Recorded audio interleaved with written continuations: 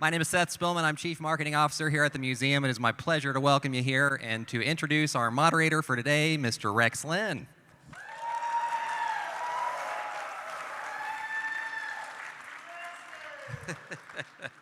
So over the last 25 years, Rex has appeared in more than 50 feature films and 45 television shows. One of his most significant roles as of late, though, is 6'4" hunk of arm candy for Oklahoma's own Reba McEntire.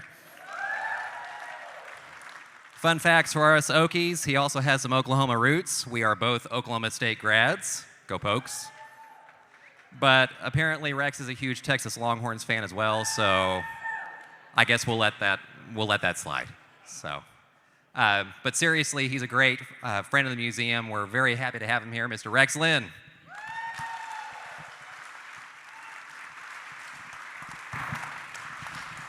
I forgot the most important part. Arguably the sexiest MC we've ever had at the National Cowboy and Western Heritage Museum. Hello, everybody. How are you doing? Glad to be here again. Man, oh man, do we ever have a good show today. Now we're going to have, you guys think of a question or two. I know we always run out of time, but there will be an audience Q&A. Are these guys in the neighborhood to introduce, or am I just going to do it? Are they? Or do I need to do a stand-up? Really, you guys, nobody needs, these guys don't need an introduction, but I'm going to give you one anyway. Brooks and Dunn, obviously. I mean, if you haven't heard of Brooks and Dunn, you need to sit down, have a beer, and turn on the radio. Brooks and Dunn, one of the most iconic duos ever to be put on this planet. And then you've got one of the great actors of his generation who basically changed the landscape of movie making in his own right. Graham Greene is here with us today. I've got some fan questions, and then I've got some Rex Linn questions.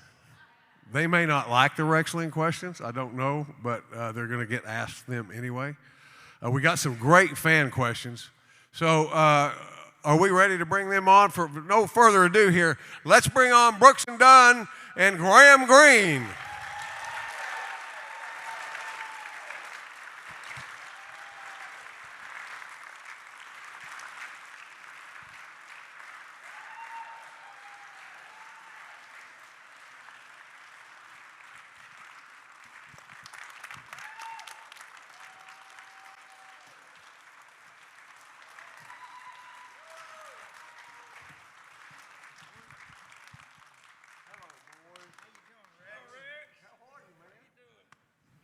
All righty, this is going to be fun. Thank you, Mr.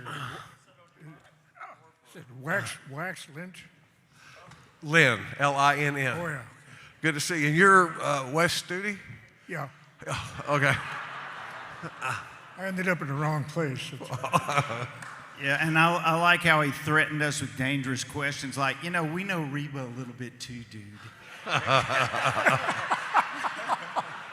I'm already nervous. Well, all right, I've got questions here. We're going to start with fan questions. We're going to go with Ronnie and Kix first. This was the first fan question that popped up out of the hat. Was there a particular moment early on when you realized Brooks and Dunn would be something big? Not yet. Fantastic. It's the truth. We've pretty much been scared to death since the day we met, which for some of y'all who haven't heard that story, a record label guy introduced us on a Tuesday and was talking about a duo and being a duo. Maybe the Judds are breaking up, and he figured if we'd fall in with his plan, there wouldn't be many duos out there, and we might get to be on television or something like that at the CMAs. You never know, and whatever. And we're like, I don't know, doesn't make any sense to me. How about you? Me and Ronnie are just growling across a bad enchilada at each other, And anyway, so we all are both good songwriters. See if you can write a song. And that week, we wrote Brand New Man and Next Broken Heart, which became our first 2 number ones. Ronnie had already written Neon Moon and Boot Scootin' Boogie. And I had this song, Lost and Found, that he liked, and basically our first 5 hits. And we've been riding a bus for 35 years trying to figure out how to get off it. Scared to death. It never made any sense to us. You know, we just kind of kept putting one foot in front of the other and screwed up and wrote some hits along the way, and it's been a heck of a job. Great answer. Love that. Graham Greene, boy, I love you. Here's a fan question for you. What actors inspired you when you were younger, if any? Me, myself, and I. This is going to be a tough panel, I can tell you what, right now. No, I like, there's a lot of good actors out there, and a lot of inspiration came from watching television and going, that can't be right. I better go down to Hollywood and fix this.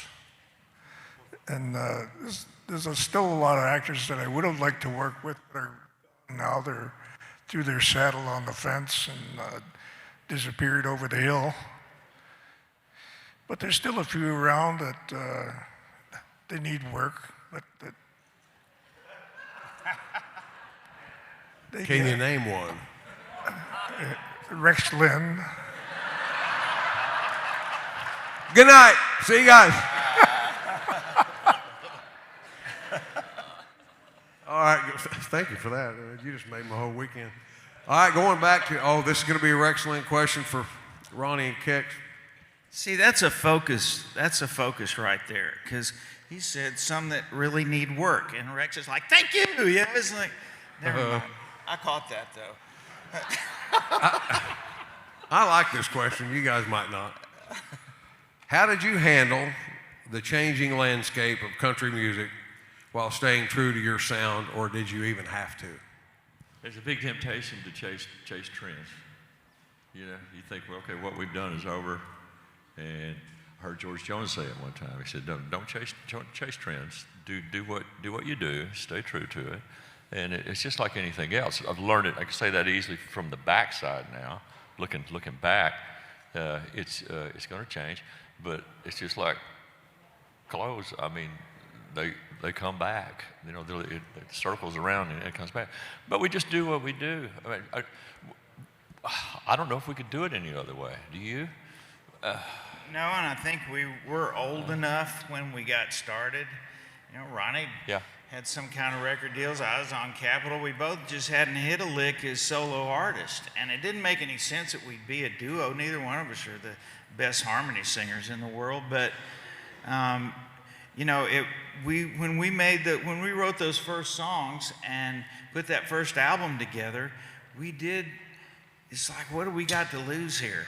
You know, we can write songs. We're doing whatever we do. We've survived this long. It's not like, I think when you're young and you hear somebody, man, I want to do that. I want to be just like him. It was too late for that. You know, we'd already kind of established whatever it is that we do, that's what we do. And we still kind of write the same way. We try to come up with a song that we haven't written before, obviously, but sort of is what it is. It was kind of different when it started, so we were told. They said, well, that sounds a little different, and don't know what we did other than just kind of stayed true to what we knew how to do. I've got a song for you guys I want to tell you later. It's called "I Used to Kiss Her on the Lips, But I Left Her Behind for You."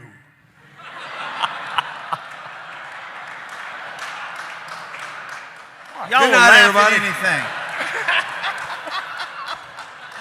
We're going to need some paper. Pencil, please. Oh my God, I love that. All right, Graham, we're going back to you. This is a fan question. You've worked with some legendary filmmakers and legendary actors. Is there a particular experience that stands out as especially memorable? A lot of them are. I worked with some really good actors and worked with some really good directors. I like working with a guy named the late Dick Donner, we did Maverick together, and working with Mel. First time I met Mel, he was sitting there behind the coffee machine at the lodge, and he said, "Do you know what this scene's about?" And I said, "I have no idea." And he said, "Neither do I." We went out and Dick came over and grabbed our scripts, and he looked at him, and he went, he threw them over his shoulder, right at William Goldman's feet. They landed. He's one of the finest screenwriters in Los Angeles. And Mel and I just started doing this stuff, and Richard, he laughed, and he said, that's hilarious, you guys, that's hilarious, do it again. Funnier. And so we did it again, we made it funnier and funnier and funnier, then we did one take, and William Goldman says, "Wait a minute, I think I heard one of my words."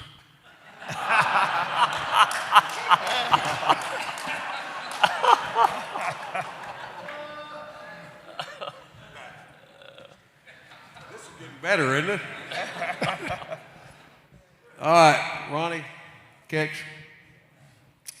let's find you a good one here. Okay, I've got it. All right. Fan question. What do you hope people remember most about your music? Well, if they're there to remember it and hear it, that it's been around a while, long enough for them to hear it. People used to ask us all the time in interviews, well, what's your big goal in this business?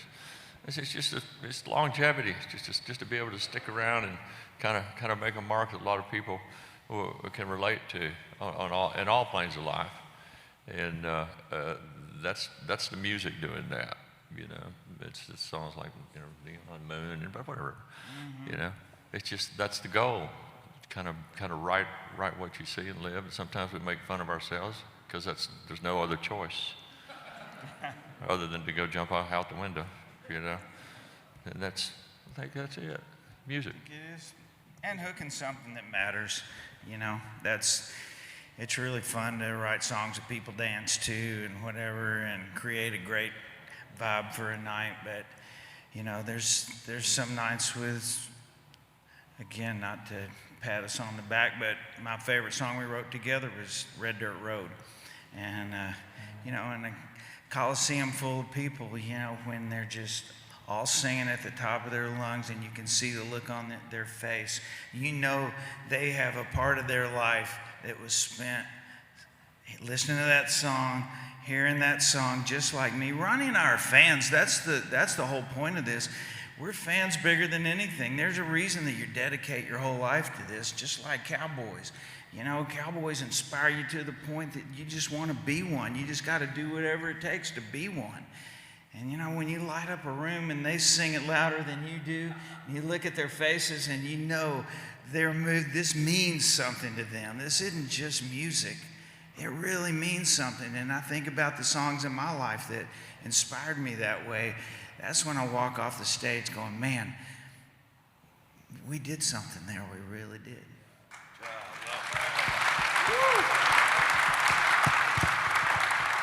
By the way, I do want to recognize today the backbone of all three of these men, and Janine, Barbara, and Hillary, all the women behind these three men right here. They're here. Absolutely. We will thank you for coming.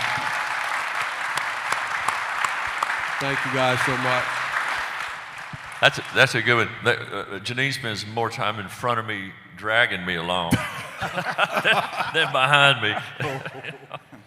Well, we're going to talk about something I want to talk about for a long time with Graham, and I had the opportunity to do it.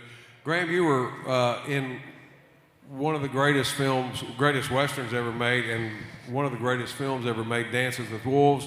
We're going to ask you some questions about it, but one question I have, when you were, I know it was kind of a guerrilla operation when you guys were filming,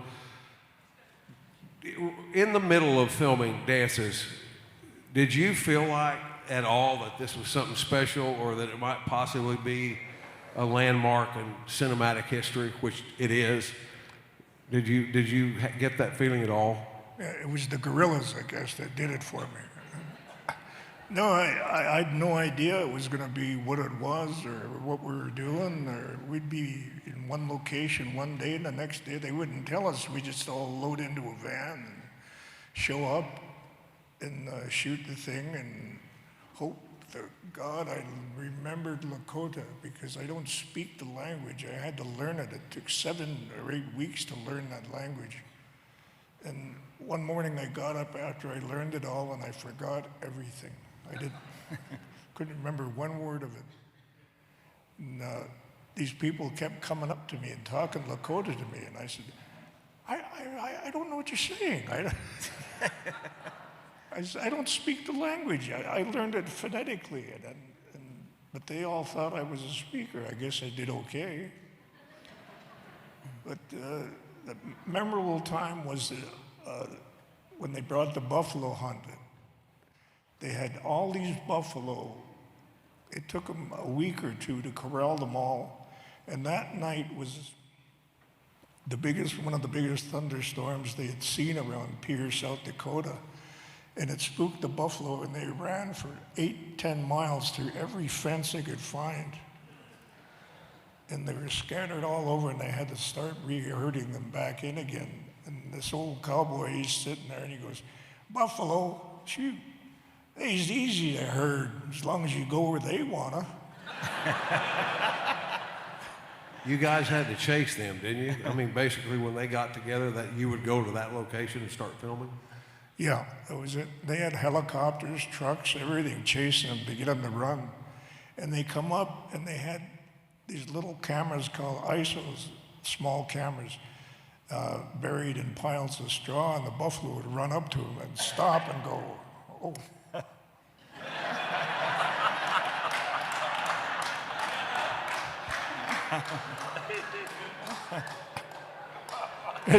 They wouldn't run past them. So we had to start all over again. They had to re-herd them back down over the hill and come back. But I took my wife out there, and we were standing on the hill, and you could feel the ground. It was like a pressure wave coming. The ground started shaking, and all these old people there that hadn't seen, they said, old people, and they said, our parents, they remember seeing that, and they were crying while they were watching it. And I thought, my God, I'm part of some history that I don't know anything about. And I'm here in the middle of this. And I had no idea. Then I was working with my wife, who was a stage manager at the time, and we were doing a play at one of the major theaters in Canada. And I was watching the Oscar nominations. I had a cup of coffee in my hand. And they announced my name, and the coffee cup went, and this coffee spilled all over my slippers. And she come out and she says, what's the matter? Is she all right? And I said,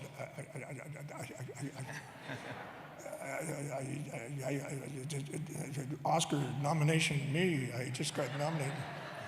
She said, yeah, sure. Come on, let's go to work.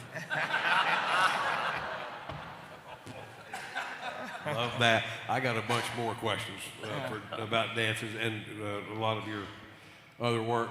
Hey, Rex. This is going to be a Rex Linn question to Brooks.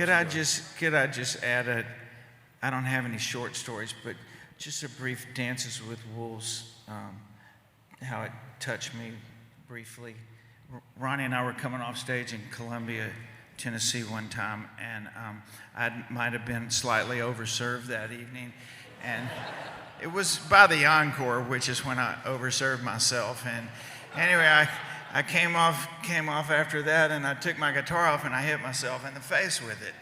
And I'm like, dang, because the next day we were flying to Washington State to film Rock My World, which I sing that one, so it's going to be a lot of close-ups. I'm like, damn, that's going to leave a mark.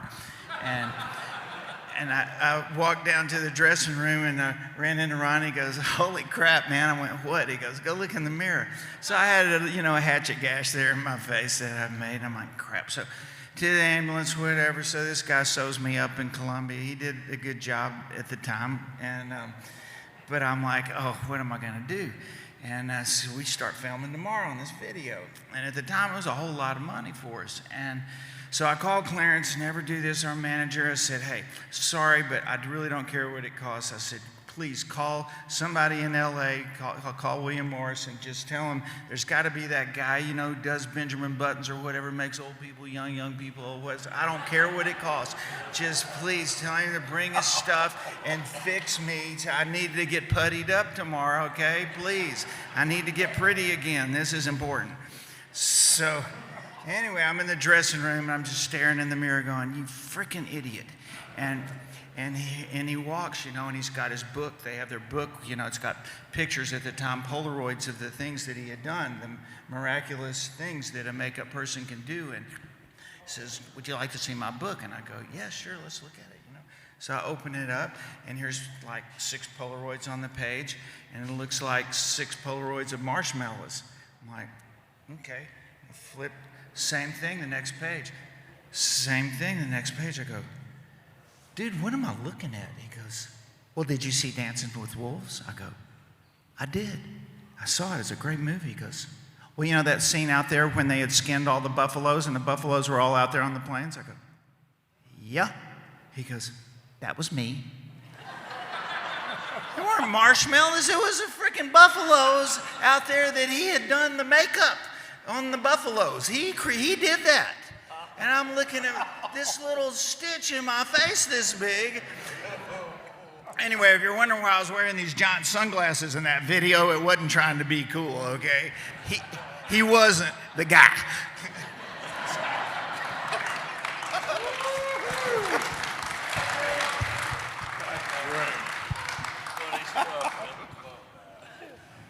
All right, this is a Rex question to Brooks Dunn. If you could go back to the early days. Saved us a Rex question, but apparently. Well, that's because if it bombs, I'm going to look down and go, oh shoot, no, that was a fan question. The fan questions are actually better than mine. If you could go back to the early days and give yourselves advice, what would it be to your younger selves? Just calm down and have a good time. You know, we were worried. We worried about it. We had to control everything that went down. You know, every aspect of the bands, the production, and stuff like that, and just wore ourselves out. You know, there were 13 of us on a bus when we started, so that was an animal house right off the bat. I'm going to get off the track, so keep me on track. No, no, it's your turn. The piano player slept above me. I had the middle bunk, which is supposed to be the smoothest, but they're not. And we called him Junk Man because every time we'd stop at a truck stop to fuel, he would go in and buy he'd come out with every piece of trinket junk that you could do. And it was nothing for, a potato chip sack or something to fall between the wall and stuff down in my bunk. And by the time you got through the long trip, I had half what he'd bought in all the truck stops. What was the question? I have a thing called ADD, especially when I haven't slept long. So, anyway. What advice would you give? I don't know. I really don't. That's a good question, Rex, because when you look back on a life that we've had, it's pretty much damn near everything I could have ever dreamed of. I mean, you just start, you know, when you're learning to tune your guitar, you see people on TV and, you know, and Johnny Cash and stuff like that. It's like, I want to be like that, but something in the back of your mind, if you're born with some sense of humility at all, it's like you have drive and you want to do it and you're going to do whatever it takes, but something about you goes, that's not even real. It's, you know, it's so out of bounds. It's so from another planet. I was blessed to have grown up just a couple of blocks in a real middle class neighborhood, 2 blocks from where Billie Jean Horton lived, Johnny Horton's widow, and also Hank Williams' widow. And my first gig was in her carport when I was 12 years old, Nina Horton. Her daughter and I were in grade school together. and hired our band for $5. We got $1 a piece, but on the playground we said $5. That's bragging. But we did, yeah. But we did. We played, and afterwards we walked inside, and those Hank Williams gold records and guitars, and Johnny Horton, dressed in that Revolutionary War outfit, was hanging over their fireplace, and all of a sudden, it made it a little more real for me, and I'm just like, man, I just really never got it out of my system. Like I said before, just kept going, and the fact that Ronnie and I met, the last thing I think either one of us would have ever expected, and this happened, I can't imagine what I'd have told myself it would have made anything happen like it has, and so much to be grateful for. I didn't answer that question really. I want to hear more about the junk in your bunk. No. Me too. Me too. I didn't smoke any of it. So I think when this stuff takes off, like in our business, all of us, we're kind of in it the same way. I think I would have stopped every now and then and just looked out the window as the bus flew down the highway, metaphorically, and just looked around and enjoyed it and took a little more in. Because you're worried about every wrong note you hit, how you look on stage, what's going on, where you are. It's just, enjoy it, look around, take it in. Kix will tell stories and I'll go, I don't remember being there. There you go. Yeah, you were right in front. But that's part of it. Yeah, just Thank enjoy you it. guys. That's great. Graham Greene, this is a Rex question. What's a role that challenged you the most as an actor, either physically or emotionally? The one that challenged me physically and emotionally, there was a small film called Skins, and I had to spend about a month on this, playing an alcoholic, and it was very, very hard to get up and go, I gotta be drunk all day. Oof, it was just taxing, it was horrible. I wasn't drinking, but it was just putting yourself in that space of being there, and it was depressing. It was really depressing and hard to do. And I came out of there. I didn't want to do the picture just to begin with, but they talked me into it. And it stayed with me. It still stays with me. Sometimes I think about it and go, that was like sticking your head down a well or something and not having any air for all that time. It really hurt. It really hurt to think that there are a lot of people who are dependent on drugs and alcohol in this world, and this is what they have to get up to and go to every day until it's taken away from them. Because one thing about being an alcoholic is you give up everything for one thing. But when you clean up, you give up one thing for everything in your life.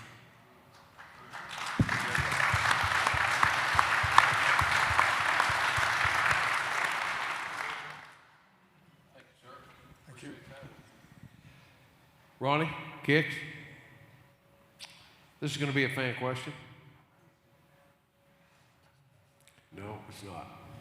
Hold on. Thanks. Please ask us what's the most horrible thing that ever happened to us, Rex. I'm still waiting to hear about that junk and the. We can't beat you. You officially, you two, parted ways in 2010 and reunited a few years later. In your opinion, what brought you back together, if you have an answer for that? What brought you two back together? Oh, it just kind of dropped out of the sky. It had to do with the Las Vegas thing, and your girlfriend, Reba, and we were offered a shot at going into Vegas, which didn't entail a lot of travel for us, which that meant getting on a bus and being gone from home for months at a time. and doing that, and then just the momentum slowly just built, or quickly built. After that, where once we stepped out of Vegas, the tour came along. We were offered to do that with a new record, where we went back and repurposed a bunch of the older songs with that Reboot 1 project, and it just kind of revived everything in our interest. You get too much of a good thing. It's just too much sometimes. Nothing. There was never a rift between us. Never. No arguments, no fights. We just kind of looked at it and went, God dang, man, I feel a little burned out. Especially when it came to writing. People. It's just like we're writers, probably more than we are performers and singers, and that's the foundation. So, and it was getting hard to come up with stuff that felt good, felt right, and kind of connected with us, and then would do it with other people. That's it. 35 years, honest to God truth, hard-headed, short-fused, grown men. We've never raised our voices to each other one time.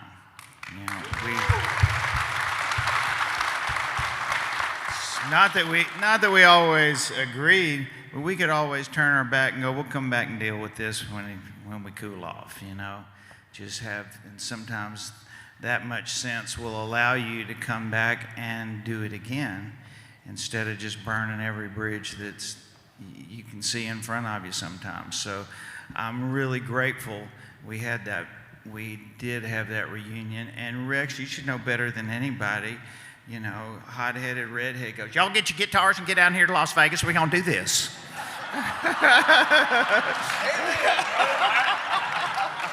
Yeah. Quit your whining, let's go. Sorry, it hurts. 105 shows later. Okay, we did it. I'm going to tell a random story. All right, it may not be worth the air we breathe here, but 1993, 94, we were just getting off the ground, and we were out on tour with Reba, and we were doing a co-headline thing, we'd trade, wouldn't we? Going up back and forth every night. Anyway. We're standing there and on stage, and there's this big thing came down out of the arena, a pod, and you get on it and go, Jesus, I hope the cables don't break. It'd take us up in the air, which that's real country, right? Showbiz. Anyway, we're standing there before the kind of the curtain comes up, and she looks down here, and she goes, and she kind of for longer than I was comfortable, and she goes,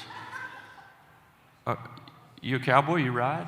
So I had my shine buckle on, and we all wore our belt buckles, and I went, "No, but I sing at rodeos sometimes, a lot, And she just right after that, it was like boom, showtime. I saw the light, and away we go. But to this day, it stuck with me like, you ride?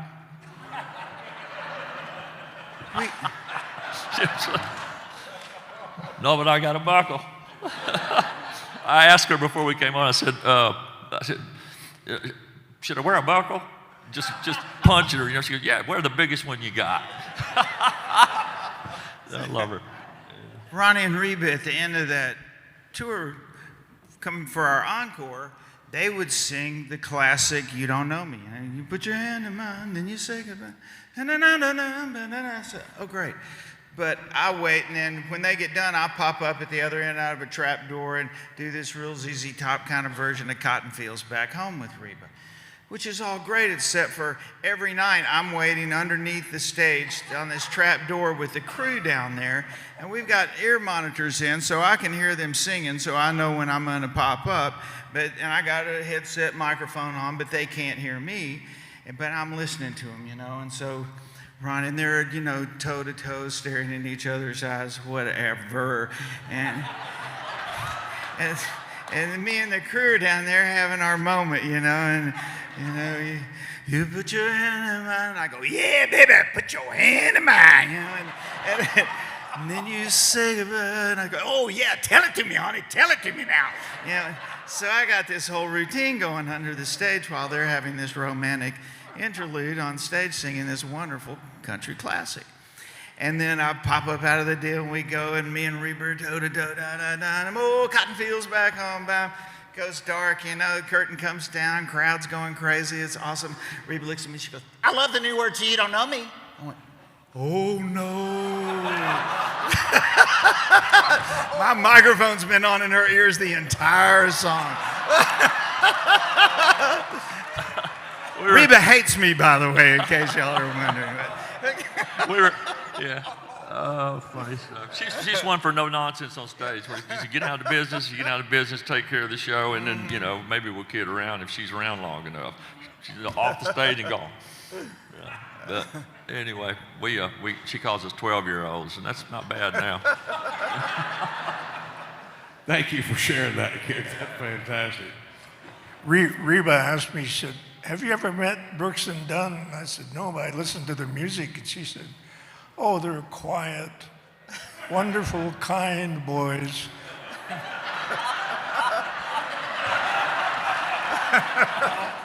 Now I know the truth. Scratching the surface here. We don't have enough time, I'm sorry.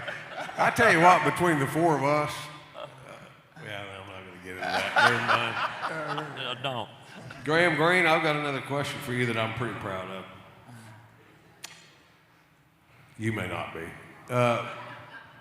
What was your least favorite part of filming Dances with Wolves? And the 180 of that is, what was your favorite part of filming Dances with Wolves? If you had either one. The worst part was learning the language. It took forever. And it was Lakota Brule? Lakota Sioux? no, I don't speak it. I don't know it. I know, but that's what it was. It was Lakota. There's three. There's Lakota, Nakota, and Dakota. And men have a different dialogue than women. The languages. So Kevin, I like that. Kevin was speaking. He was speaking a woman's dialogue, and a lot of Lakota men said he talks like a woman. And I said he was taught by a woman.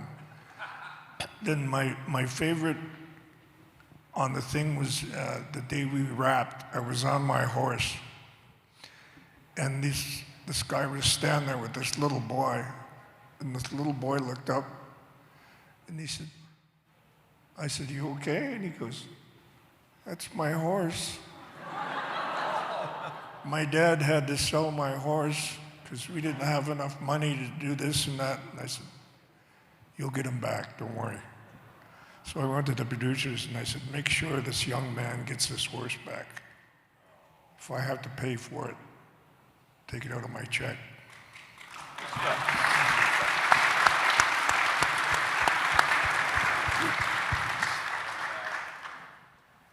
I got a real good question. I can't wait to ask you guys. I mean, I've always loved your songwriting individually and together. Always have, but one thing that always drew me to Brooks and Dunn music was the flavor of rock and roll and rockabilly. I always appreciated it. So I wondered, I haven't even asked you guys as many times I've been around you, but did you have any rock and roll influences early on when you were starting out songwriting? And was there anybody in the rock and roll world that that inspired you at all? Oh man, yeah. I mean, we kind of, you know, to sneak off. I would. I'm sure you probably had to too. You know, to listen to Led Zeppelin or something like that. Just complete, you know, jazz or something now. But I can hear my dad doing, you know, yelling down the hall. You know, turn that off, down. You know. Verbatim, same at my house. Yeah, and if it wasn't that, it was George Jones. You get in the car with him, it was George Jones and Merle Haggard, you know, Porter Wagner, you know, that bunch.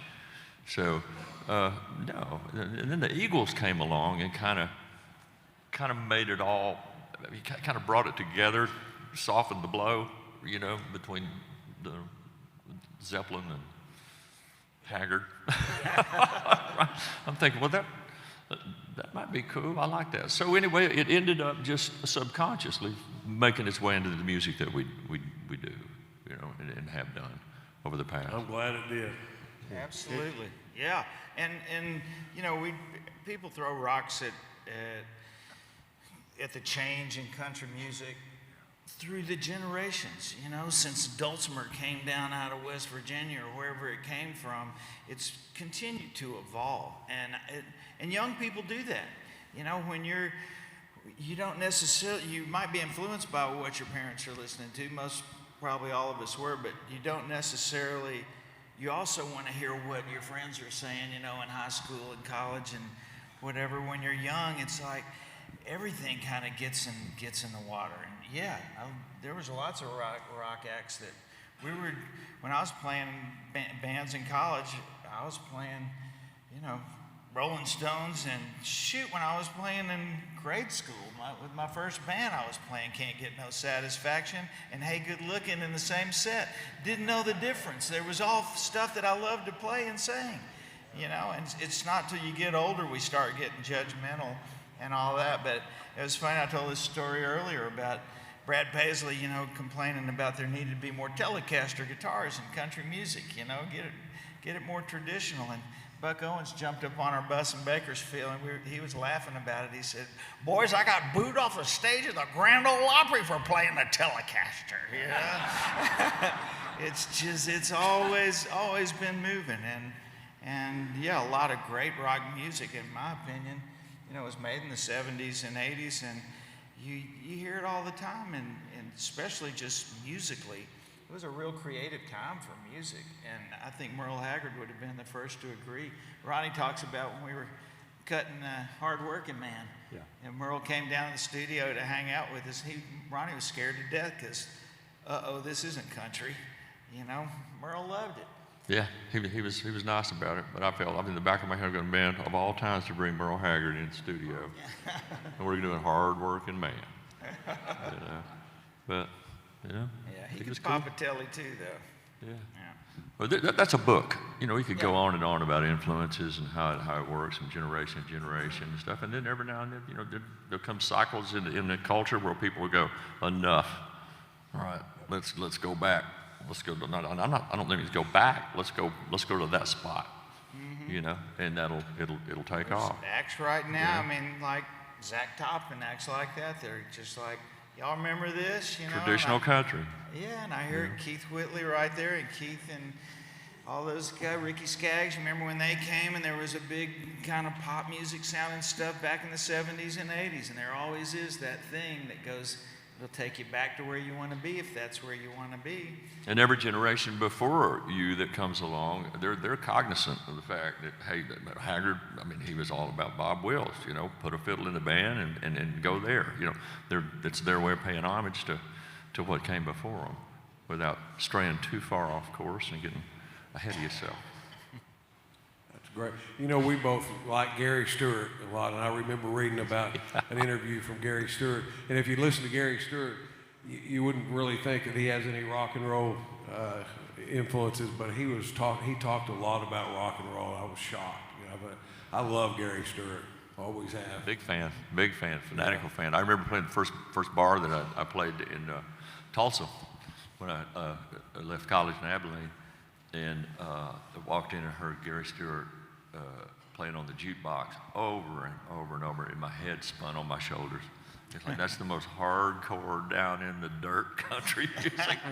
Loved it, you know. Yeah. What is it? She's drinking. She's thinking single. I'm drinking double. Yeah. She's drinking single. That crazy vibrato. I just wrote a song earlier. I'd like to share with you. I'm just kidding. Graham, I've got a question for you right now. You've been doing this for 54 years. Are you still having fun doing it? Are you still having fun? Because you're continuing to work, you're going to leave here, you're going off to work with Ethan Hawke, and you're continuing to work and work and work. Are you still having fun doing it? I retired a couple of years ago from the film industry, and my phone has not stopped ringing. People want me to go to work. I turned to my wife, I said, I should have done this 15 years ago. I'd be working every day. But I remember when I was 15, my dad gave me a suitcase for Christmas. And he said, go and discover the world. So I left in the middle of January, and it was cold, freezing, and I did as many things as I could. I was a welder, I was a carpet layer, a carpenter, a draftsman, a lighting technician. I did sound for bands, and I had a recording studio. Then I got into acting, and I thought, this is great, acting. They take me, they set me in the shade, they bring me food, give me water. I stand up over there, I say what they want me to, and they bring me back and set me in the shade, give me more water, more food. And I said, I'm living the life of a dog. This is great. And I still have, if I don't have fun, I don't go to work. I don't want to go to work. There's no point in working. If you have fun, and if you enjoy what you're doing and you have fun at it, you'll never work another day in your life. Back. Well, on that note, if you were to give a young Indigenous actor, or forget that, just a young actor, what advice would you give in the landscape today? What advice would you give a young actor to move forward in his or her career? What advice would you give a young actor, Indigenous or not, about the Young actors. advice for yeah. this business? Advice for young actors: learn how to wait tables, get your cab license, and make sure your zipper's up before you go on stage, and don't leave your wallet in the dressing room. Because I learned that the hard way. Because I went on stage and I didn't have my wallet. And I happened to turn around upstage and look down, and I went, uh-oh, I forgot to zip my trousers up. Nobody noticed, which was kind of hard on the ego.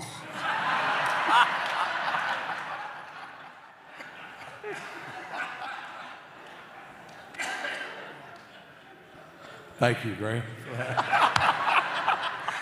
I love that. Okay, this is a Rex Linn question. I got a couple of them coming up. I don't know how we are on time. Do we have another 4 hours or 10 minutes? We're somewhere pretty close, I think. But I was pretty proud. I came up with this question late at night, last night. Kix, Ronnie, are there any songs from your records that you feel were underrated or deserve more recognition? I know it's kind of a weird question, but it just popped in my head, and maybe I thought you might have a song right away you thought of, and it doesn't look like that's the case. The unfortunate answer is it would obviously be something that no one in this room has ever heard of. Yeah, that one. Maybe not, though. I think there's always songs that you like. I've got a song called Her West Was Wilder Than Mine that it's just an obscure song, and I knew when I wrote it that it wasn't necessarily a hit, but it's just kind of an adventure story that I still like listening to every now and then. And it's on a record somewhere. I can't even tell you which one it is, but yeah, and I'm sure Ronnie's got those too. Well, we came along in the 90s where it was the height of the radio exposure, so you were having the labels were having to put out music that fit within the parameters of radio. It has to be a certain length of time, certain subject matters, not really, but it was judged that way. And so there's a song, and this song got plenty of attention. I'm proud of it. I'm not complaining at all about that. But Believe, it was a 5-minute song, so it gets to 5, the charts, which is pretty darn good for a song like that. and did it. But you're restricted by things. When we sat down to make a record, we always were looking for hit songs. I mean, if there were 13, 14 songs on a record at the time, we were all thinking that could be a hit, that could be a hit. So, then the radio labels go, we're going to give you 3, 4 max, to expose to the public, and then off we go to the next project. So it's where the business meets, intersects art. Yeah, and a song like Believe doesn't sell washing powder, as they say on the radio. It doesn't make advertisers happy because it isn't bebopping and da-da-da, and people, if they've heard it a few times, might want to change the channel. But also, hardly a day goes by, and Ronnie and Craig Wiseman wrote that. Again, I can't take any credit for it, but people all the time last night, were at the bar talking about it, and we get into a whole conversation about that very song. And just had a performance with Jelly Roll at the CMAs that's probably one of the most impactful television performances we've ever had. How many years later with that same song? So, radio is a great promotional tool, but it doesn't always tell the story for people out there in the world. Great answer. Thank you for that. Graham Greene.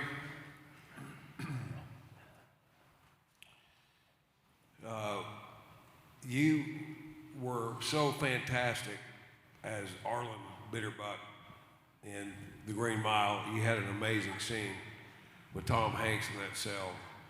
And the first time I saw it, I thought it was the perfect a scene to tell young actors to watch if they want to go to acting class. Watch Graham Greene and Tom Hanks in The Green Mile, because it's emotional and it's impactful and it's everything you would want as an actor in a scene. Was that a good experience when you did it? Did you have a nice experience with Tom in that scene? And can you tell us about it a little bit?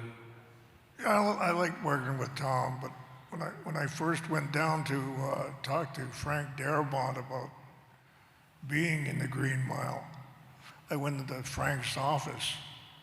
He was sitting there and had this nice leather couch, and I hadn't slept in a while. So I stretched out and I put my head on the arm of the couch and I fell asleep. And I slept there for like an hour. And then this is the director he's talking about that he went to see, and the writer. I woke up and he's sitting behind his desk and he goes, I said, hello, you're Frank? He goes, yeah, do you want to do The Green Mile? And I said, sure, why not? And he said, you work with Tom Hanks doing the scene? And I said, yeah, I read the script. Well, I can do that. But the honesty behind the scene was about a guy who's about to go to death, go to his death, go to the electric chair. And he's talking about the finest time in his life. And Tom's got to hear that, listen to it. And his reaction and my reaction were back and forth. They were just like simpatico. They were right there. We were both together on the same page. And it's fabulous to work with actors who know that, who listen to what's going on, who don't try to outscore whoever's working with them, that they fit in to where they're supposed to be, and they know where they're supposed to be in the role. Tom knew his role left, right, and center, backwards, forwards, inside, outside. Everybody on that cast knew what was going on. And it was just a wonderful experience to do that. And my whole character of Arlen Bitterbuck was to introduce the electric chair. And I sat in that dang chair for 4 hours while they filmed it, and they kept wiring it up. And I said, I want to see the two ends of those cables. I want to know where they're going to be. And by the end of it, Tom said, Graham Greene. He gave me a round of applause, and I went, wow, that's excellent. You're good. I guess I did okay. I guess it was all right for everybody. They liked it. But getting burned up in the electric chair is no fun. I'll look there. You were amazing in that film, as you are in so many. But that film, that scene was, for me, I watched it over and over and over and over. Such a great film. And I will ask, we're going to have some questions from the audience briefly.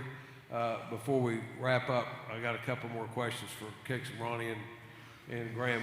I will say that I do want to ask you this, Graham.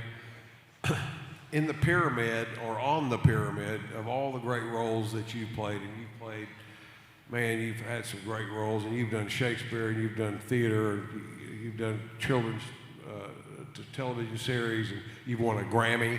Nobody really knows that Graham's won a Grammy, but I mean, there's a bunch of Grammy winners right here on this stage.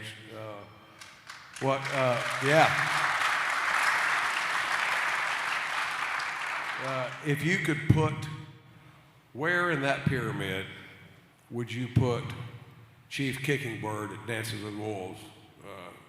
If the top of the pyramid would be the best role that you've ever done in your mind, or the most wonderful thing that you've done in front of a camera, where would Kickingbird fit on that pyramid? Oh, somewhere around 2 or 3. I don't know. No, it's a lot of the roles that I've taken were good. A lot of them were not so good, and people always say, "What led you to take the role in this film?" And that's it. Well, don't be stupid. I have a mortgage. I had to pay that off. But the role of that film, Dances with Wolves, was, I knew there was. I didn't think it was going to be that big, but I knew it was something special about it that really worked, because they went to a lot of trouble to make it look good. So I guess I better be good in it. And we worked very hard. I'd put that role as about a number eight in my hit list. My top role would be from a film called Clear Cut. I played the ghost, or a spirit, who lived in a lake, who came out, and they kidnapped a paper mill manager and took him on this odyssey through the forest to show him all these trees and all the destruction that he did, and disappeared back into the lake again after doing all these work. That was quite an interesting situation. Clear Cut, you bit a snake's head off, didn't you? You bit a snake's head off in that movie. Yeah. See, y'all thought I was crazy for a minute. He thought I was crazy for a minute. I remember you in the boat lifting the snake up, and you bit his head off. Yeah. You pissed me off. Do we have a microphone? Anybody out for the audience? Is that Kayla? Are you here anywhere? Or do I need to go out? It looks like I might need to. Does anybody from the audience, by the way, have any questions for anybody up on this stage? We'll briefly do that. I think we're running out of, we're pretty close. Okay, there.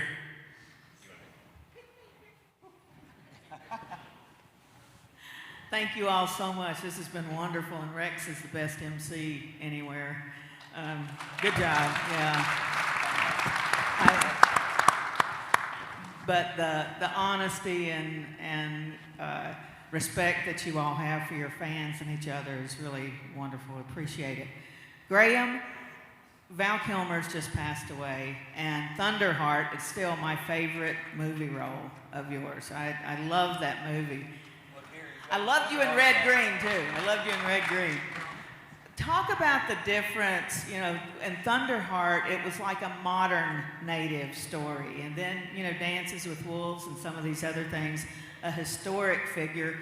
Was it easier or harder to play somebody that's a more modern character? And Thunderheart, I can still see you just sauntering down that highway. It was amazing. It was a great performance. Thank you. Well, being part of that, both John was playing in the Old West and the New West. They were both shot in the same place, just about. But to play in a period piece, you dress up in costume and you go way back and you live that history. But when you're doing a modern role, you just show up in your street clothes and you're ready to go to work. And there's a lot of fun in both of them. It depends on how you approach it, which angle you want to approach it at. And it's hard to, sometimes it's hard to break out of where you are in what you're doing. And you have to be very concentrated and focused on this one little area. And over here, this one little area, because they're not that big. It's not the screen. Your world is only that big. It's not very big. It's like recording. They live in a world in a studio. It's very few people have seen the inside of a recording studio. I used to own a studio, but you hear the stuff that come out of it, and you could make it sound wherever you want. My studio, I had this box that I built with racer lights around the outside and a screen on it that lit up if you turn this big knob on the back. This kid come up and he says, can you make my guitar sound like Jimmy Page from Led Zeppelin? And I said, yeah, 1 second. And I plugged a couple things in and I turned this big knob and the racer lights came on around this gray box and it said talent on it.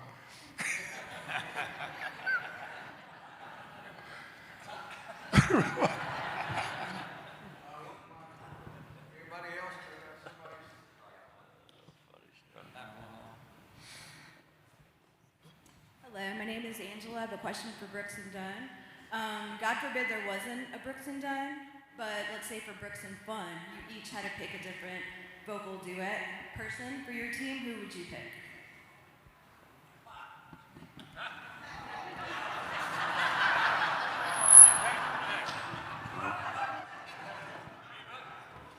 So if we had to have another partner, and people, I'm gonna dodge that question slightly, but just because probably the most asked question is, what do you think it is that that you and Ronnie have between you that, how did y'all have this kind of success? What is it between you guys that makes this work?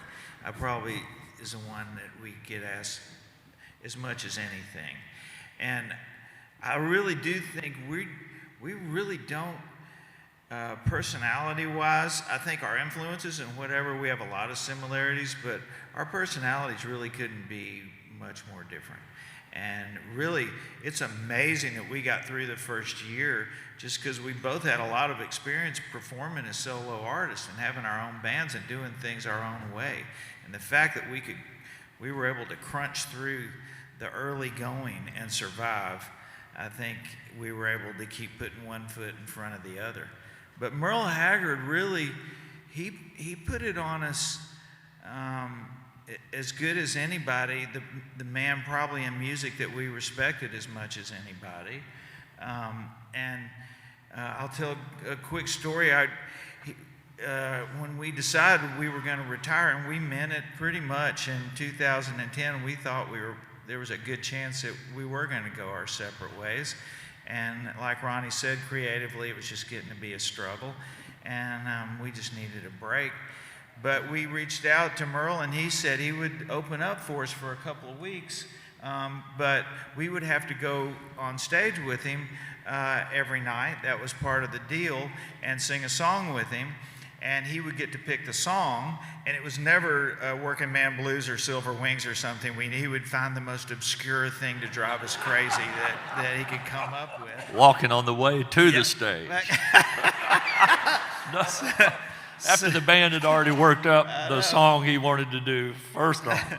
So I jumped up on his bus one day to find out what our song was going to be, to see if I could get ahead of this one, And he's back in his room back there. It's like going to see The Wizard of Oz for Dorothy, It's like, oh God, there's Merle back there.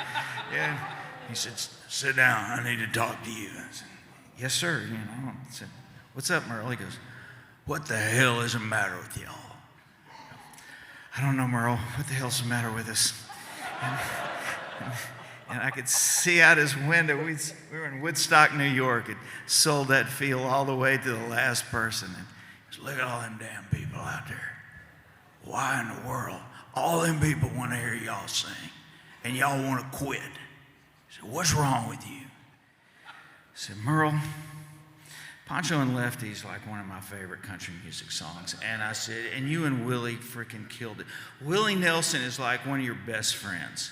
Y'all made one album together. Ronnie and I didn't know each other from Adam. We met over a bad enchilada. We have stayed together through thick and thin, 20 years, trying to write a hit every day, working our butts off, just trying to keep this thing going because, you know, we had the greatest fans in the world and we felt like we owed it to them. We knew that we had been given this gift and we didn't want to screw it up. And we've hung in there and we just need a break. You and Willie made one freaking record. He goes, yeah, but we only had one hit. That's it. And it was a few years after Ronnie and I were struggling back, you know, Merle called up and I recorded this conversation. I was actually interviewing him for a radio show I was doing at the time.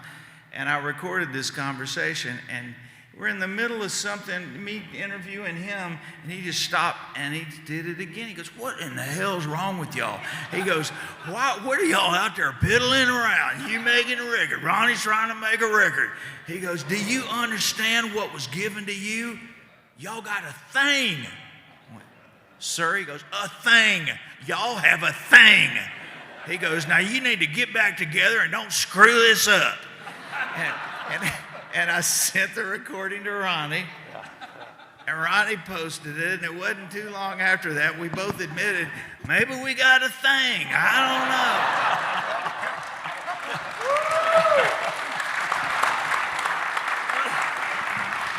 Ronnie Dunn, Kix Brooks, and Graham Greene.